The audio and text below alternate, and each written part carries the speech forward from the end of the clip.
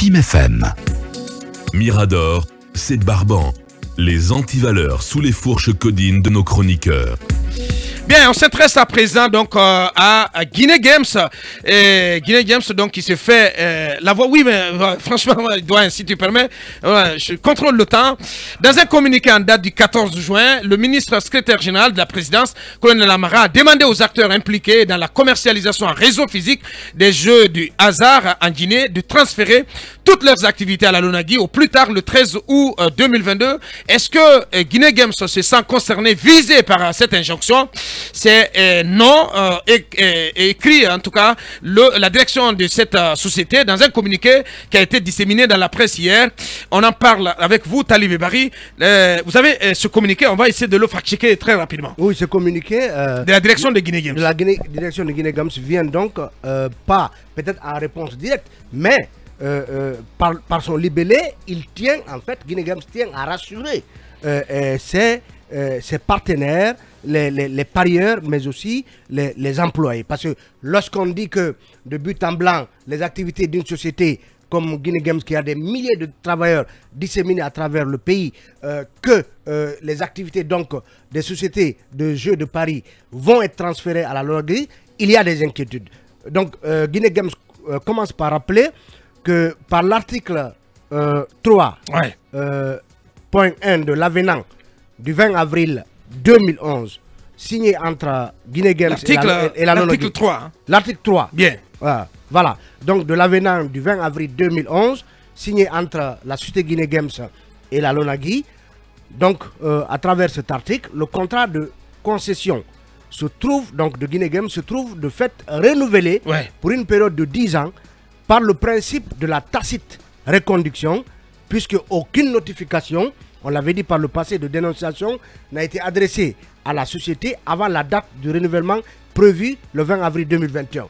Donc c'est clair, à partir du moment où 3 mois avant l'expiration du contrat de Guinée Games en 2021, à partir du moment où 3 mois avant cette expiration, le contrat n'a pas été dénoncé par l'une des parties, c'est-à-dire ni par Guinée Games, ni par la Lonagui, l'avenant de 2011 indique que s'il n'y a pas de dénonciation, donc il y a une tacite reconduction, donc pour 10 autres années. Donc le contrat de Guinée Games depuis donc 2021 court pour 10 autres années à venir. Donc jusqu'en 2031. Jusqu'en 2031. Pourquoi ce rappel? Parce que le décret passé le 13 mai dernier, annonçant que la Lonagui prendrait possession des sociétés de jeux dans leur volet jeux physiques, ce décret spécifiait que les sociétés dont les contrats n'ont pas échu n'étaient pas concernées. Donc partant de ce décret, puisque le communiqué du secrétaire général de la présidence Amara Camara s'inspire du décret du 13 mai. Donc par conséquent, l'injonction faite aux sociétés de transférer leurs activités avant août prochain, avant le 13 août, avant le 13 août, s'inspire donc du décret qui précise que les sociétés dont les contrats sont en cours de validité ne sont pas concernées. Donc par conséquent, Guinée Games explique aux parieurs, explique au public, explique donc à ses employés que la société n'est pas concernée par le communiqué donc du colonel Amara Camara, donc publié il y a quelques jours. Donc Guinée Games indique pour être fidèle au texte, nous rappellerons que suite à l'envoi en début d'année 2022 des factures afférentes à l'exploitation des segments de jeux accordés par le contrat, Guinée Games s'est acquitté en date du 31 mars 2022 des 2 licences concernées par l'exploitation des jeux de loto et paris sportifs en réseau physique. Et pour en terminer, c'est une précision importante, Talibé, sur laquelle il faut insister. Absolument. Ça veut dire qu'à date, au compte de 2022, sur les 2 licences, Guinée Games s'est déjà acquitté au visa conformément aux factures qui ont été envoyées à cette société. Qui ont été envoyées à cette société. Donc, pour terminer, pour faire appliquer strictement la loi et le droit, notamment celui des contrats commerciaux, nous en appelons à la bienveillance du chef de l'État président de la transition, son Excellence, le colonel Mamadi Doumbouya, afin de garantir le respect des dispositions légales et de la justice à la matière, tel que le CNRD l'a toujours affirmé. Donc, très important.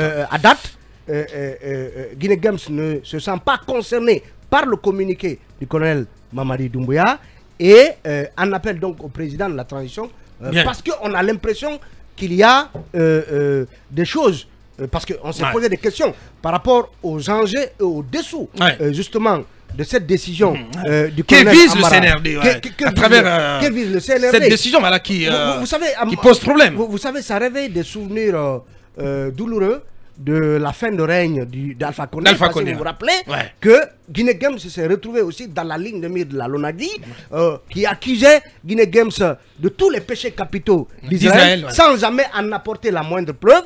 Donc aujourd'hui, le contrat de Guinée Games est reconduit pour 10 ans, il est en cours de validité. Et puisque le décret de mai dernier exemptait ces sociétés qui n'avaient pas de problème de contrat, qui n'avaient pas de problème de validité de leur contrat, donc Guinée Games a bon droit de préciser à l'opinion que la société ne sera pas du tout concernée. Voilà. Oui, Mamadouri. Non, je pense que c'était bien normal d'éclairer les lanternes dans cette confusion inextricable que nous vivons en ce moment par rapport justement à cette question de jeu. Et vous le savez, on ne va pas se voiler la face. Dès lors qu'on parle de jeu ici, toutes les, si vous voulez, les attentions sont sur Guinée Games. Effectivement. Donc là-dessus, laissez le flou, laissez les rumeurs prendre le terrain et n'est pas justement éclairer sa situation singulière. Ça aurait été une faute de la part de cette société. Ma foi, je pense que il fallait qu'elle fasse cela parce qu'il y a beaucoup de bruit qui courait déjà. J'ai vu sur la toile des gens même qui se délectaient de cela et qui disaient bon voilà, la vérité est tombée, c'est le sort de Dieu, ainsi de suite. Bon, alors la société vient de communiquer. Je m'intéresse au dernier paragraphe. Quand la société demande et implore le président sa bienveillance et de respecter le droit, ce que le droit dit, et sur les contrats commerciaux. Et en cela, je pense que le président de la transition, Mamadi, s'est engagé là-dessus en primo quand il a pris le pouvoir, en disant qu'il va faire respecter tous les engagements que la Guinée a pris avec des partenaires, qu'ils soient internationaux ou locaux. Effectivement. Donc, lui, c'est un partenaire local, c'est un investisseur local, donc il y a un contrat qui les lie. Bref, si un contrat est tacitement reconduit pour un délai qui est connu, encore que pour l'année qui est en cours, il a déjà payé toutes les redevances et que l'État a encaissé, peut-être a déjà fini même de les dépenser, ben, je ne vois pas pourquoi on viendrait mettre un frein ou faire une rupture à l'activité de cette société. D'ailleurs, que ce soit Guinée Games ou que ce soit d'autres, à la lumière des engagements de Mamadi, de respecter les engagements et les contrats, il faut faire attention avant de rompre un quelconque contrat, qu'il soit minier, qu'il soit dans un autre domaine, parce qu'après, il y a des possibilités de poursuite devant des tribunaux internationaux. Forcément. Donc, là-dessus, il faut faire très attention. Et je termine en posant une question. Qu'est-ce qui se passe justement à la loterie, enfin, à la LONAGI? Qu'est-ce qui se passe à la LONAGI?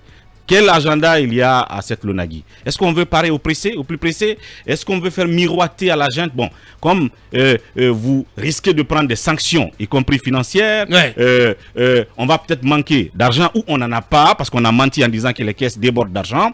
Donc il faut trouver les niches partout. Pendant qu'on continue de recourir abondamment au bon de trésor. Donc il faut faire attention en promettant tout et n'importe quoi au président de la transition alors que c'est pas réaliste. Voilà. Allez-y, Mamadou Khan. Parce que le risque avec cela, ça va tuer le secteur privé, décourager les investisseurs, parce que si l'État, aussi bien qu'il se sente fort, peut tomber à bras raccourcis sans même se soucier de quelconque engagement contractuel, voilà, et pour tomber sur les gens, pour aller tout ravaler, c'est très compliqué. Il y a un énorme risque. Parce que derrière, c'est la sainte pagaille qui va s'instaurer dans la gestion de ce qu'ils vont prendre dans ces sociétés. Oui, il y a ce qu'on appelle, ils veulent nous ramener à ce qu'on appelle le dirigisme étatique. La Guinée a déjà fait la meilleure expérience. Vous avez vu la chute du bloc communiste. Et la Chine, si aujourd'hui, c'est elle qui est le coffre-fort même du monde, c'est parce que elle a changé de fusil d'épaule à travers le génie de Deng Xiaoping qui avait dit que c'est pas mauvais de s'enrichir et que le chat, qu'il soit noir ou gris. L'essentiel est qu'il puisse attraper la souris. C'est de lui, Deng Xiaoping, qui a été formé en France et qui, malgré un peu de dirigisme chinois, la Chine pratique l'économie quasi-libérale. Quasi-libérale. Est-ce que vous voyez? Bien sûr. Donc, dans les pays comme le nôtre, partout, il y a ce qu'on appelle la stratégie de ruissellement qui a été inventée par Mrs. Thatcher, l'ancienne PM britannique, la dame de fer, et Ronald Reagan, qui consistait à encourager, à créer des champions pour que ce qu'ils gagnent puissent profiter aux autres. C'est la stratégie de ruissellement. D'ailleurs, je parlais de, sans vous interrompre, mon beau, je parlais de Bathily, de l'interview de Bathily que j'ai suivi hier. Justement, on lui demandait qu'est-ce qui guide un peu sa réussite de structurer les programmes et tout. Et qu'est-ce qui nous différencie des autres pays. Il a pris l'exemple de la Malaisie aujourd'hui qui était au même niveau de développement que la Guinée à un moment donné. Et il a dit que leur expérience, c'est d'avoir créé des champions locaux. Au lieu d'en tuer, il faut forcément les créer. Il faut les créer. Et je pense que l'Union africaine ou l'Union européenne, Alpha Condé l'a tellement chanté ici, c'est vrai que ça n'a pas été encore une réalité, mais ça a été un programme qui est initié, je crois, à l'Union africaine, de créer des champions sur le continent. Et lui, il était en train de chanter, évidemment, ça en Guinée, même si pour l'instant, on n'a pas vu de nouveaux champions qui auraient été créés entre-temps. Est-ce que l'agenda de la junte, c'est vraiment de tuer tous ceux qui se sont faits d'eux-mêmes et qui apportent quand même à l'économie nationale? Et là, ils sont sur un terrain glissant. Si c'est hasard à cela, parce que ces champions, il faut les encadrer pour que tout puisse se faire dans la transparence. Et l'État, vous avez vu c'est que peut-être l'État aurait pu faire avec cette société, si tu permets, c'est de renégocier certaines clauses des contrats avec ces sociétés, et de manière à rehausser sa part dans les revenus générés par ces sociétés. L'État français, la Française des Jeux, ils viennent encore de ramener leur part à un niveau à 20%, plus bas. De 30 à 20, alors que c'était de 70. Parce qu'il faut sortir. Vous avez vu en France, même les médias, il ne reste que maintenant France 2 et France 5. Il faut privatiser. Bien sûr. TF1 est privé depuis 80 et quelques. Donc, et lorsque dans un pays, des secteurs... D'abord, un pays qui est mal géré. Parce qu'on parle de plus de 700 milliards quelque part là-bas. Vous avez soufflé ça ce matin. Bien ici. sûr. Et à travers... Donc, moi, cette junte, vous savez, je l'ai applaudi. Oui, bien sûr. J'ai considéré que c'est un bébé à mettre dans le cocon, à pouponner et à coucouner. Mais je vois que le colonel, l'entourage, ça me fait peur. Ça te fait peur. Tu commences à déchanter. Est-ce que tu commences à déchanter? Vous savez que mon sixième sens me trompe rarement. Oui.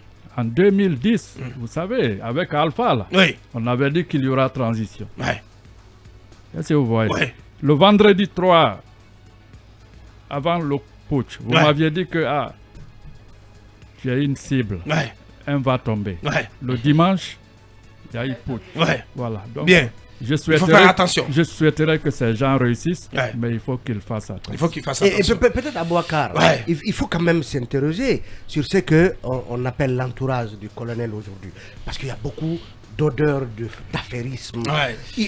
Quand on parle de Guinée Games, mais même de chantage, d'affairisme, de chantage. Sincèrement, aujourd'hui, j'ai l'impression que le colonel est pris en otage, mais par une kyrielle de clans, des clans d'affairisme de partout qui viennent complètement prendre, comment on appelle ça, prendre possession de son esprit, de son cerveau. Aboubacar, quand on parle ça glisse des sociétés de jeux, quand on parle de Guinée Games, il y a des gens dans l'entourage du colonel qui se pourlèchent les babines parce que pour eux, il y a à boire et à manger. C'est une poule aux yeux d'or dont il faut s'emparer.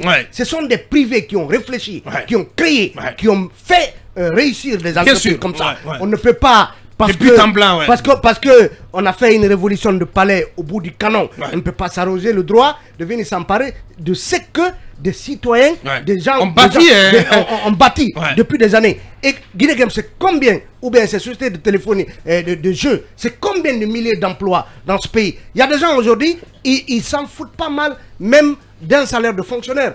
Ils ont le génie de pouvoir gagner tous les jours et d'avoir des millions pour nourrir leur famille. Je pense que qu'il s'agisse de sociétés de jeux ou des autres sociétés, laissez les champions se développer. Bien. Aidez ne les tuez gens, pas. Ne les tuez pas parce que c'est monsieur. Moi je parle souvent, quand je ne parle pas que d'Antonio. Je parle de KPC, je parle de tous ces bien sûr, qui investissent Kaba, des milliards. D'Abo aussi, de Béjec, il faut les protéger. Ouais. On ne laissera pas, en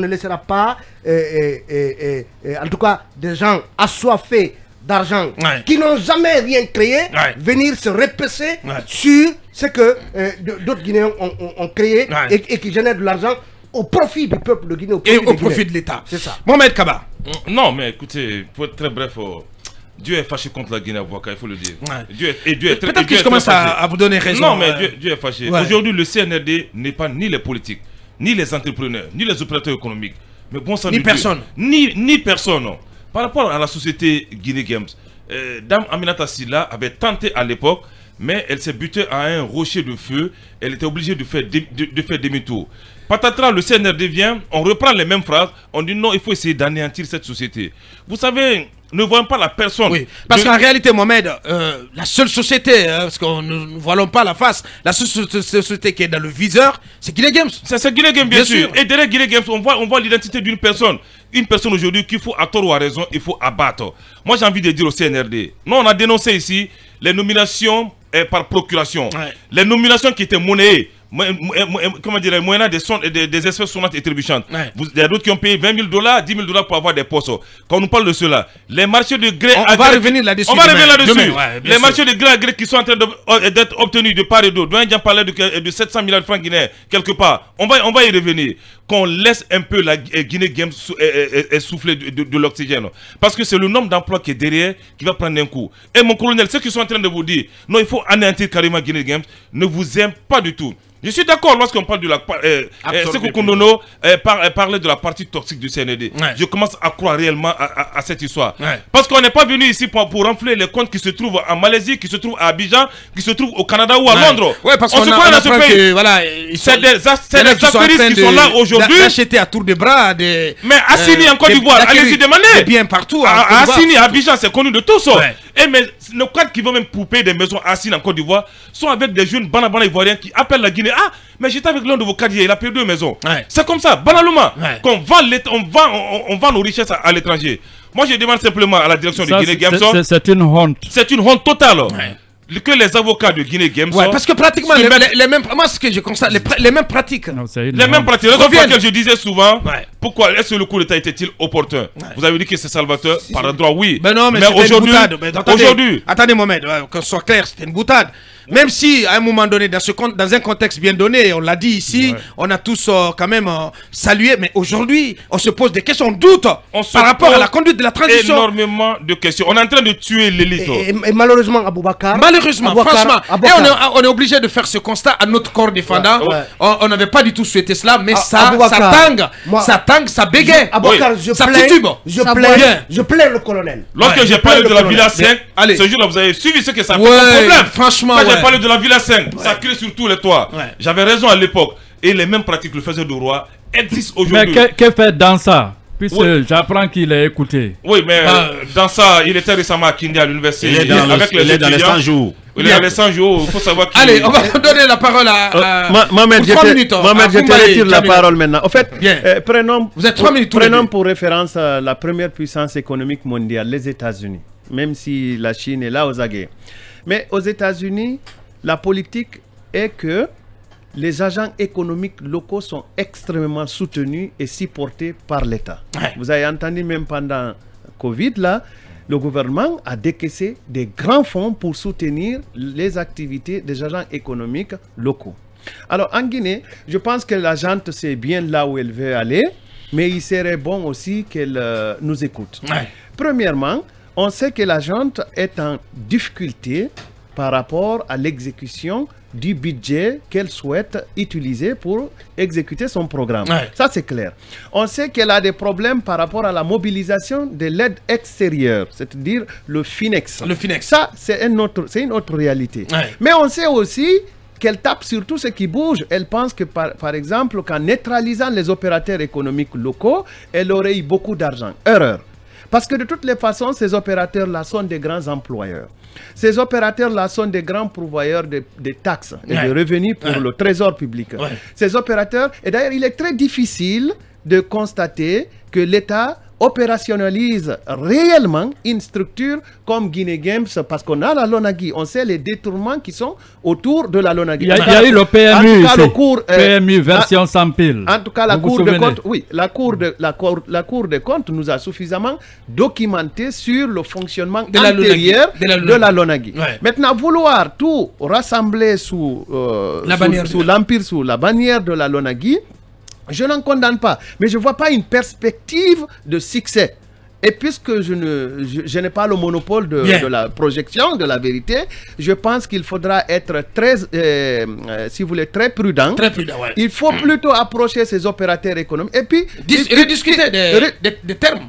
Bon, pourquoi pas? À partir du moment où il y a eu l'avenant, je pense qu'il faut avoir de la méthode pour remettre cela en cause. S'entourer des cabinets d'expertise. Mais il y a un aspect sur lequel il faudra quand même clarifier les choses.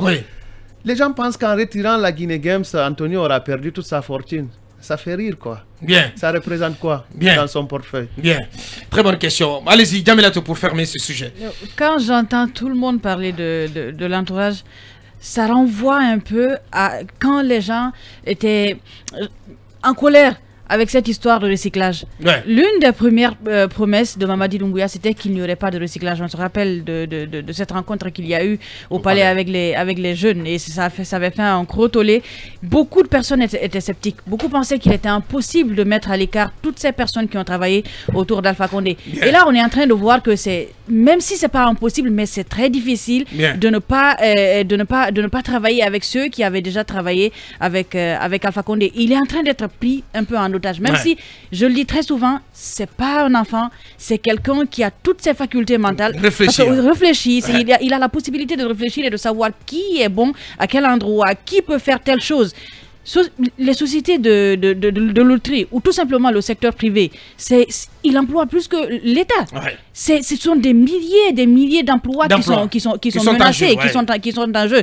La direction de Guinée Games a bien fait de s'empresser de faire un communiqué pour éclaircir les choses, que les gens sachent qu'ils ne sont pas concernés, et que si l'État sait qu'ils sont concernés, qu'ils reviennent au galop et qu'ils disent que la société est effectivement concernée, et qu'ils disent pourquoi effectivement elle est concernée. Wouri a posé une très bonne question. Qu'est-ce qu'il y a derrière cette volonté de récupérer toutes ces sociétés de téléphonie? Est-ce qu'il y a une volonté de récupérer cet argent-là? Parce que sous d'autres cieux, et d'en faire peut-être... Des caisses noires. Absolument. Sous d'autres cieux, Guinée Games et toutes ces sociétés de loterie-là auraient bénéficié du soutien de l'État. Du soutien, de l'encadrement, de l'appui. Pas comme ce qu'on est en train de vivre aujourd'hui. Merci Djamilatou et merci à tous les autres. Ceci nous conduit à notre seconde grande pause pour nos obligations commerciales. On revient pour parler du Hajj, mais aussi pour prendre la direction du l'hôtel Calme, voilà, on m'excuse, du côté du service commercial. C'est à cet endroit-là que tout se joue, en tout cas avec cette invitation du Premier ministre à l'ensemble des acteurs sociopolitiques pour dessiner les contours d'un véritable cadre de dialogue. On revient dans quelques minutes.